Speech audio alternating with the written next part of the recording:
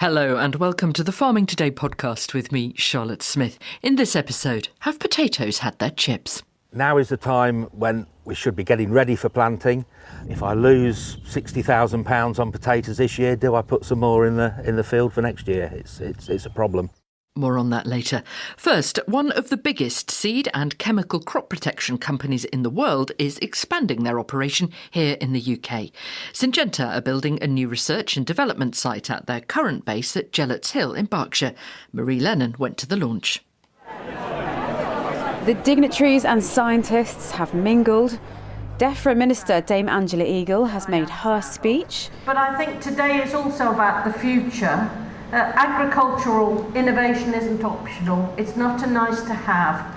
It's now fundamental to how we feed the country, how we grow the economy. And ceremonial spades have dug the first piece of earth.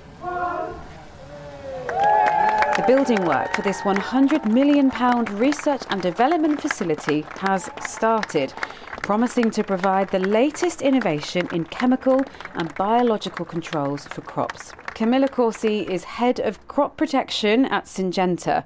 She met me in one of the labs. Yes, so here we are on the first step of the discovery journey for new chemicals and the biology. And what you can see here is a machine that is operated with 96 well plate. So it's a plastic plate where you can position 96 different technology at any given time. And then beside the chemicals, we will need to decide if we want, for example, to control the biological activity for insect control, disease control.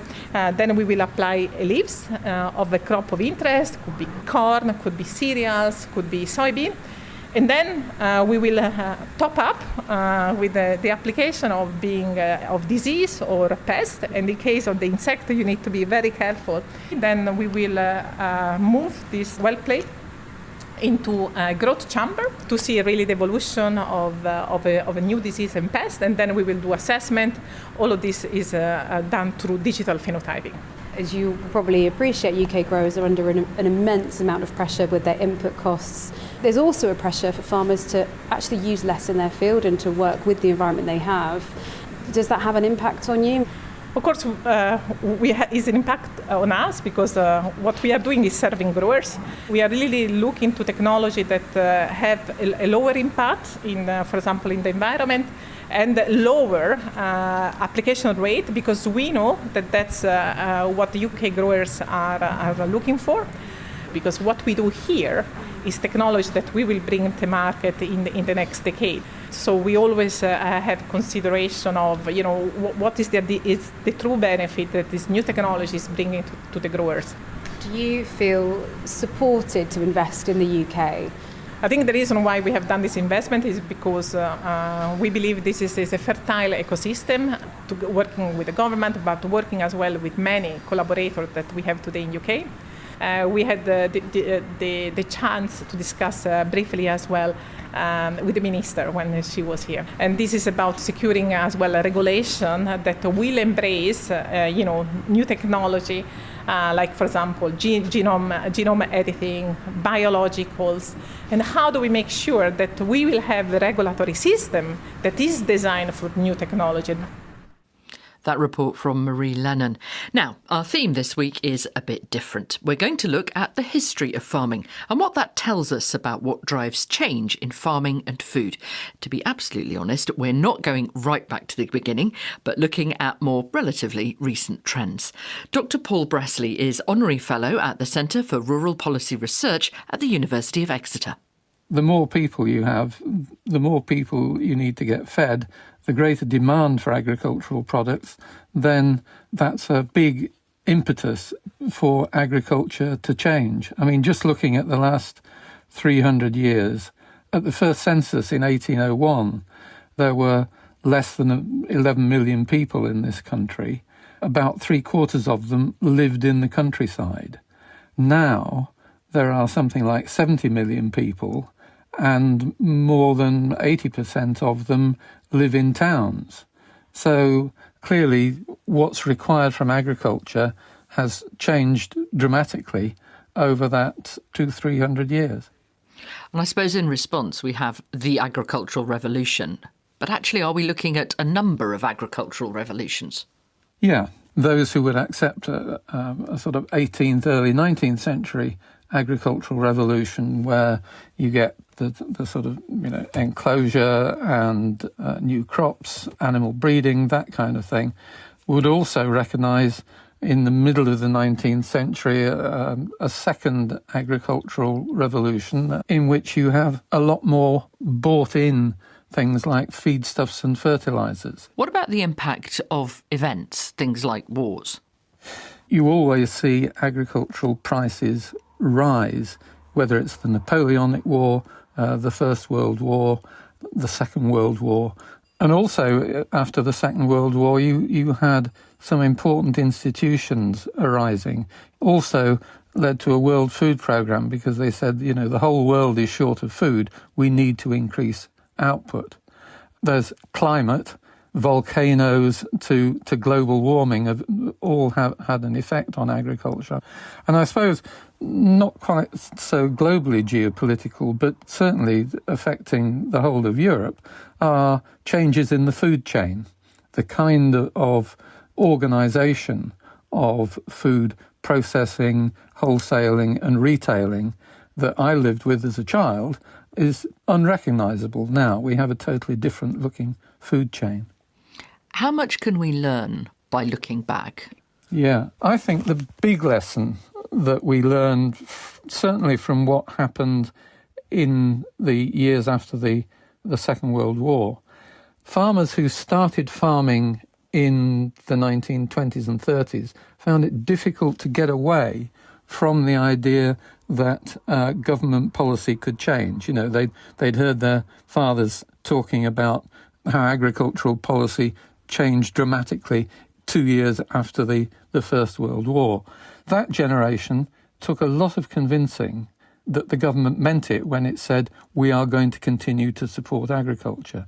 The next generation came along and, they'd been used to consistent support in the 1950s, 60s, 70s, 80s. As a result, they were willing to risk more and take on investments. And those investments led to technical changes. Now, what's happened in the years since Brexit, I think, is that farmers have looked at a much more unpredictable political and policy situation. And I would argue that has affected their attitude to risk. The lesson may be that might affect what they're prepared to do as far as their business management decisions are concerned. Dr. Paul Bresley. A farmer with 600 tonnes of potatoes he can't sell is blaming changing consumer tastes. For the first time in his farming career, Andy Goodacre from Grantham in Lincolnshire can't find a buyer for his crop, and it may now go to waste. Well, GB Potatoes say this year is a tough market for growers. BBC Look North's Rural Affairs correspondent Lindsay Smith reports. In the corner, we've got Elland, very easy to peel. They're still covered down to stop them going green. And the sheds to my right and to my left have both got quite a lot of heaps of potatoes in them, similar to this one. Andy Greenacre is stuck with 600 tonnes of potatoes that he's showing me at his farm in Grantham, Lincolnshire. I feel a bit distraught. I phone up my merchant friends and to see if we can get an order, and it's always the same: no orders, no orders, no orders. And how much value would they be if you sold them at your top price, 600 tonnes worth of potatoes? I would hope that at this time of year they'd be worth a minimum of £200 a tonne. So there's £120,000 worth of potatoes worth absolutely nothing. I've been farming potatoes for over 40 years and I've never known a situation like this before. And why do you think this is? Have you spoken to merchants, to your organisations that represent potato growers? What are they saying are the reasons for this year? Basically, people are probably trying to eat what they think is healthy, a few less potato products, as in crisps and chips. Although GB Potatoes, the industry body, admits potato consumption has been falling for years, they say this year is such a challenge for many growers like Andy because of a bumper harvest. Here's the organisation's chief executive, Scott Walker. It's a tough market for growers at the moment, particularly for those with potatoes not covered by contract. Now, the reason for that is last year there was very strong potato production. UK hectarage was up and EU production hit its highest levels since 2017.